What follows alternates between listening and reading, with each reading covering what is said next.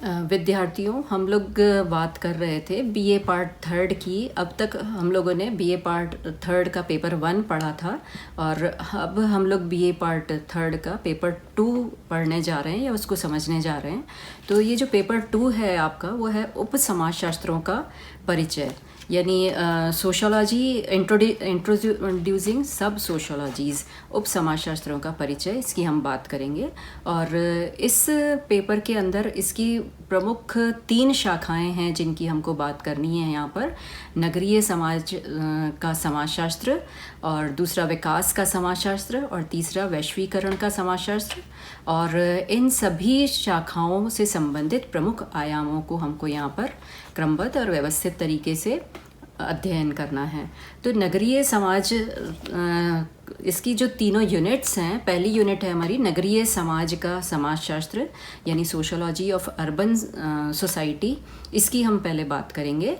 और इसके अंदर मुख्य रूप से हमको जो पढ़ना है वो नगरीय समाज क्या होता है, इसकी हम बात कर रहे हैं। तो नगरीय समाज की प्रकृति की हम बात करेंगे, नगर क्या होते हैं इसकी हमको बात करनी है।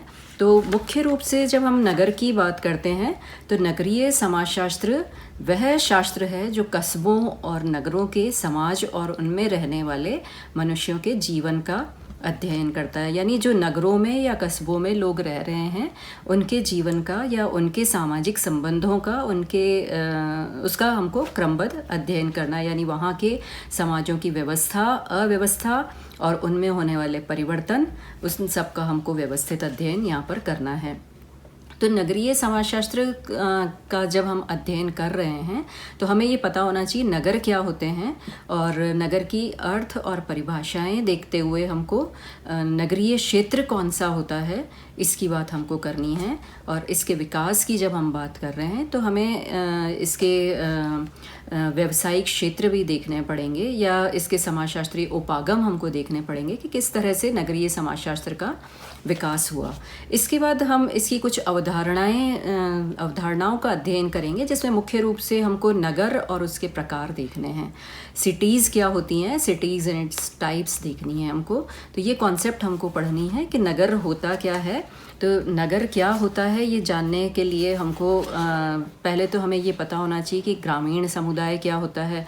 जब हमको ये पता है कि ग्रामीण समुदाय क्या होता है, तब हमें पता लगेगा कि नगर होता क्या है। तो नगर हम किसे कह रहे हैं कि जहाँ पर ज़्यादा जनसंख्या रहती है, या विज्ञान और तकनीकी का जहाँ पर विकास हो चुका है, या स्वास्थ्य और मनोरंजन के केंद्र जहाँ पाए जाते हैं, या आर्थिक विषमता जहाँ पाई जाती, यानी श्रम विभाजन एवं विशेषीकरण जहाँ पाया जाता है, उनको हम नगर कह रहे हैं। तो नगर की परिभाषा देखते हुए हमको उसके प्रकार की बात करनी पड़ेगी और नगरों का वर्गीकरण करना पड़ेगा हमको। इसके बाद हम बात करेंगे, और जब इसकी हम बात करते हैं कि किस तरह से नगरीकरण, ये किस तरह से नगर बन रहे हैं, तब हमें ग्रामीण समुदाय और नगरीय समुदाय को भी समझना होगा कि ग्रामीण समुदाय क्या होता है और नगरीय समुदाय क्या होता है, और दोनों में क्या अंतर है। जब हम इन दोनों की बात करते हैं या इनमें सातत्य की बात करते हैं, कंटिन्यूम की बात करते हैं, तब हम ये देखते हैं कि ग्रामीण समुदाय छोटे आकार के होते हैं, उनकी जनसंख्या न्यूनतम होती है और इनमें पारस्परिक संबंधों में घनिष्ठता पाई जाती है। जबकि नगरीय समुदाय जब हम देख रहे हैं तो हमें ये पता लग रहा है कि ये विस्तृत आकार के होते हैं, इनमें जनसंख्या अधिक होती है और इनमें संबंध औपचारिक होते हैं। जबकि ग्रामीण क्षेत्रों में या ग्रामीण समुदाय के अंदर संबंध अनौपचारिक होते हैं, यानी प्रत्यक्ष और घनिष्ठ संबंध होते हैं। इनके ग्रामीण क्षेत्र में ग्रामीण समुदाय के जो संबंध हैं वो प्रकृति से घनिष्ठ होते हैं और प्रत्यक्ष होते हैं। जबकि नगरीय समुदाय के प्रकृति से संबंधों की अगर अपन बात करें कि प्रकृति से उनका जुड़ाव कितना है, तो प्रकृति से उनका अप्रत्यक्ष संबंध होता है, यानी सामान्य संबंध पाए जाते हैं। फिर हम व्यक्तियों के आपस में अगर संबंधों की बात करें तो ग्रामीण क्षेत्र के अंदर हमको प्रत्यक्ष संबंध देखने को मिलेंगे, या उनमें संबंधों में घनिष्ठता देखने को मिलेगी, या ये संबंध अनौपचारिक होंगे। जबकि नगरीय क्षेत्रों के अंदर हमको ये संबंध अप्रत्यक्ष देखने को मिलेंगे, या औपचारिक होंगे, या हम कह सकते हैं कि अवैयक्तिक होंगे। व्यक्ति प्रधानता नहीं है यहाँ पर, व्यक्ति की स्किल या श्रम उसकी प्रधानता है। इसी के साथ साथ हम अगर देखेंगे तो ग्रामीण क्षेत्र अधिक स्थायी होते हैं, ग्रामीण समुदाय स्थायी होते हैं, जबकि जो नगरीय समुदाय होते हैं वो गतिशील होते हैं, वहाँ गतिशीलता की प्रधानता हमको देखने को मिलती है। तो ये सारे अधिकतर हम ये देखेंगे कि ग्रामीण क्षेत्र समुदाय जो होंगे वहाँ पर कृषि की प्रधानता होगी, जबकि जो नगरीय समुदाय हैं वो गैर कृषि प्रधान कार्यों में संलग्न रहते हैं, यानी वहाँ पर विशेषीकृत होते हैं, वे गैर कृषि कार्य करते हुए अधिक दिखाई देंगे, क्योंकि वहाँ औद्योगिकीकरण हो चुका है, मशीनों का प्रयोग हो रहा है, इसलिए वहाँ पर गैर कृषि कार्य होते हुए हमें नज़र आएंगे। इसके बाद हमको जो चर्चा करनी है वो अर्बनाइजेशन और अर्बनिज़्म की बात करनी है, यानी नगरीकरण और नगरवाद की हम बात करेंगे। और नगरीकरण क्या होता है ये हमें देखना होगा, उसकी परिभाषा हमको देखनी पड़ेगी। भारत में कस्बे, नगर, नगरीकरण की हमको बात करनी पड़ेगी। भारतीय समाज पर नगरीकरण का प्रभाव देखना पड़ेगा और नगरीकरण की वजह से के प्रभाव से क्या क्या समस्याएं आ रही हैं, उन सारी समस्याओं का हमको यहाँ पर जानकारी लेनी होगी।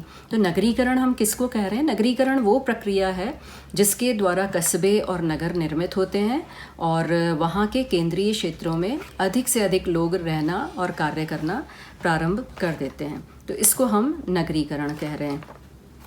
जब हम नगरीकरण की बात कर रहे हैं तो इसके साथ साथ हमें नगरवाद भी पता होना चाहिए कि नगरवाद या अर्बनिज़्म क्या होता है। तो नगरवाद नगरों का अध्ययन है और उनका सामाजिक और सांस्कृतिक पर्यावरण, आर्थिकी, राजनीति, भूगोल, भू संरचना, भौतिक लक्षण, जनसंख्या, जलवायु, मौसम तथा इन सबका पर्यावरण के निर्माण पर प्रभाव पड़ता है। तो नगरवाद एक जीने का तरीका है, अर्थात नगरों में जीने के तरीके को नगरवाद कहते हैं। नगरवाद उनके जीने का तरीका है जो नगरों में रहते हैं। तो जो नगरों में लोग रह रहे हैं उनके जीने के तरीके को हम नगरवाद या अर्बनिज़्म कह रहे हैं। इसके बाद हम बात करेंगे माइग्रेशन की या प्रवास की। और माइग्रेशन हम किसको कह रहे हैं? माइग्रेशन हम देशांतर भी कह सकते हैं, प्रवास भी कह सकते हैं। यह एक प्रक्रिया है जिसमें व्यक्ति या जनसंख्या राजनीतिक सीमा का स्थायी रूप से पालन करके नवीन आवासीय क्षेत्र या समुदाय में चली जाती है। तो जब अपना स्थान छोड़ करके अन्य स्थान पर नवीन आवास पर अगर जा कर के रहना शुरू कर दें तो उसको हम माइग्रेशन या प्रवास कह रहे हैं। इसके बाद हमको तो नगरीय समाज में हमको जो जनसंख्या है वो जनसंख्या का बहुत सारा प्रतिशत ग्रामीण क्षेत्र से नगरीय क्षेत्र में माइग्रेट होता हुआ नज़र आता है। तो ये जो माइग्रेशन हो रहा है इसकी वजह से नगरों पर क्या प्रभाव पड़ रहा है या नगरों में आने के पीछे क्या कारण जिम्मेदार हैं, लोग क्यों ग्रामीण क्षेत्रों से नगरीय क्षेत्रों की तरफ आ रहे हैं, उसके क्या उनको फ़ायदे मिल रहे हैं या नगरों को उससे क्या नुकसान हो रहा है, इसको हम समझने का प्रयास करेंगे। और इसके साथ साथ ये जो माइग्रेशन हो रहा है या प्रवास हो रहा है या देशांतर हो रहा है इसको रोकने के सुझाव भी हम जानने का प्रयास करेंगे यहाँ पर।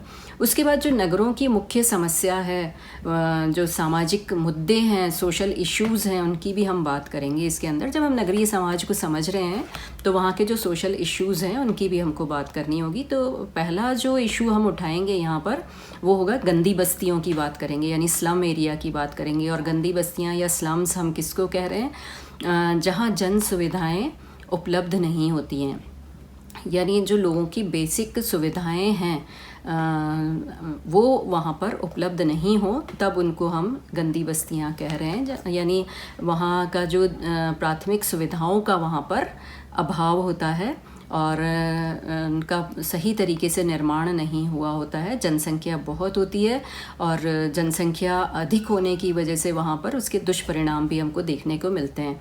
अब नगरीय स्थलों में विचलन की भी हमको बात करनी है, यानी डेविएंस इन अर्बन स्पेस भी हमको देखना है। तो जो नगरीय क्षेत्र हैं वहाँ मानदंडों का उल्लंघन क्यों किया जाता है, कैसे किया जाता है, उस सब का भी हमको अध्ययन करना है। और उसके लिए जो विघटन के सिद्धांत हैं वो हमको देखने पड़ेंगे। उसके बाद वहाँ की जो पर्यावरणीय समस्याएं हैं, एनवायरमेंटल प्रॉब्लम्स हैं, उनकी भी हमको बात करनी पड़ेगी। जैसे वायु प्रदूषण है, जल प्रदूषण है, या वहाँ ध्वनि प्रदूषण है, या रेडियो धर्मिता की हम बात कर रहे हैं, ये सब हमको देखना पड़ेगा। उसके बाद हम विकास के समाजशास्त्र की बात करेंगे, सोशोलॉजी ऑफ डेवलपमेंट की बात करेंगे, ये हमारी सेकंड यूनिट होगी।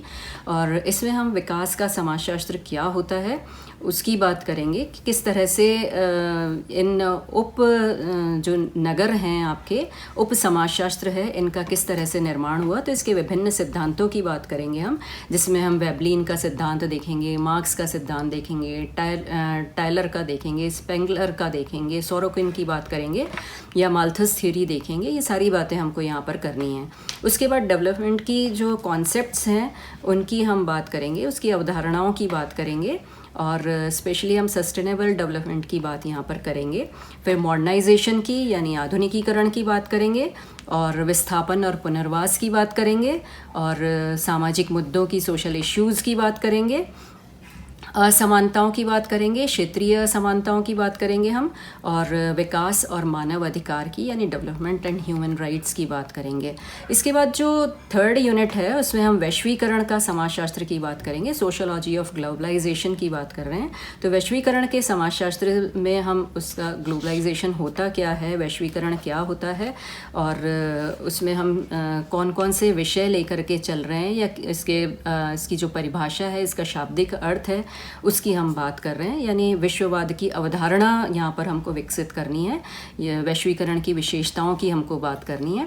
इसके साथ साथ सामाजिक अपवर्जन की बात करेंगे हम, फिर निजी और सार्वजनिक विरोध की बात करेंगे, प्राइवेट एंड पब्लिक क्लैश की बात कर रहे हैं, और उसके साथ साथ हम पर्यावरणीय जोखिम की बात कर रहे हैं, एनवायरमेंटल रिस्क की बात कर रहे हैं। धन्यवाद।